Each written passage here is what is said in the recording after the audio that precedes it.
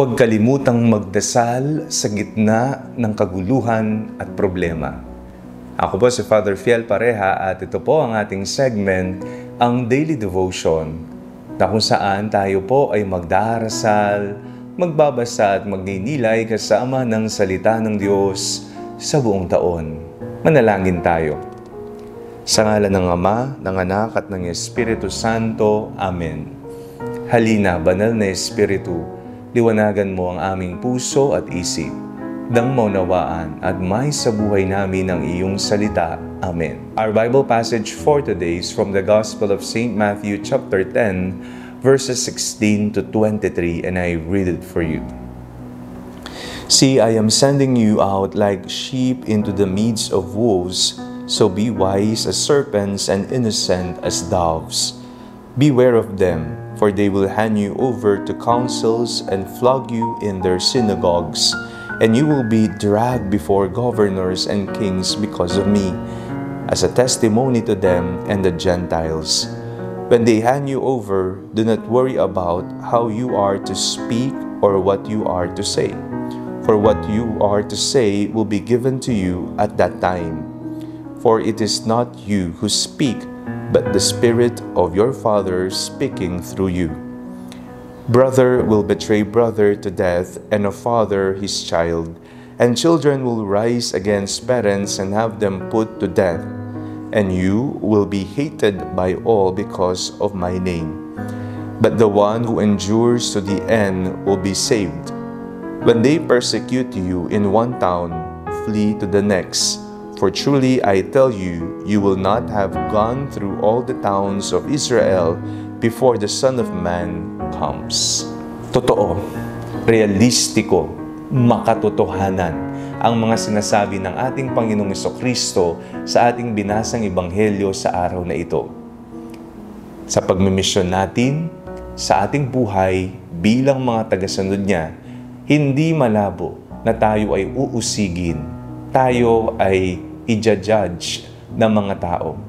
May mga paghihirap, may mga problema, may mga rejections tayong mararanasan. Ito po ay bahagi ng ating buhay at ng ating pagmimisyon. Sapagkat si Satanas, ang kalaban, ay hindi basta-basta magpapatalo. At gagawin niya ang lahat para siluin, gagawin niya ang lahat para lituhin, para pasukuin ang disipulo ni Jesus.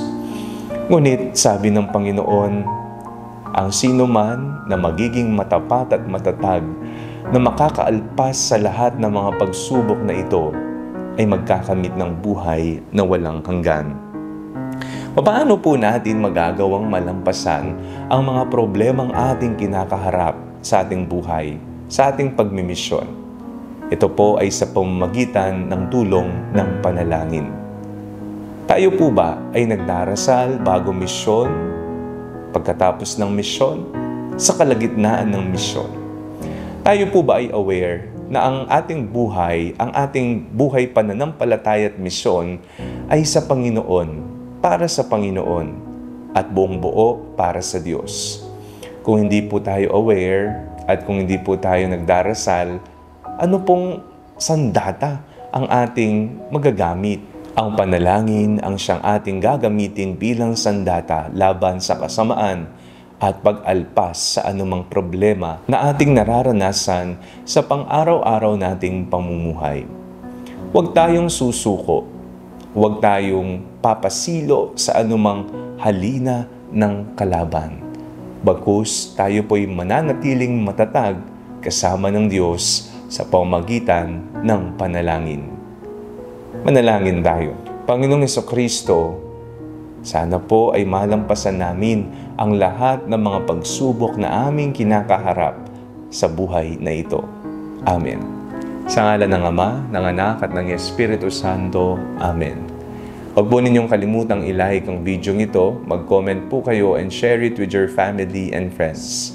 Ang panalangin bago matulog ay may sariling Facebook page na po. Huwag niyo pong kakalimutang mag-like at mag-follow dito, and do not forget to subscribe to our YouTube channel. I-click niyo lamang po ang link na nasa description ng video ito, o kaya naman po just search Father Fiel Pareha. At kung nais niyo pong maging updated sa ating pagpapahayag, you can join our broadcast channel dito po sa ating Facebook page.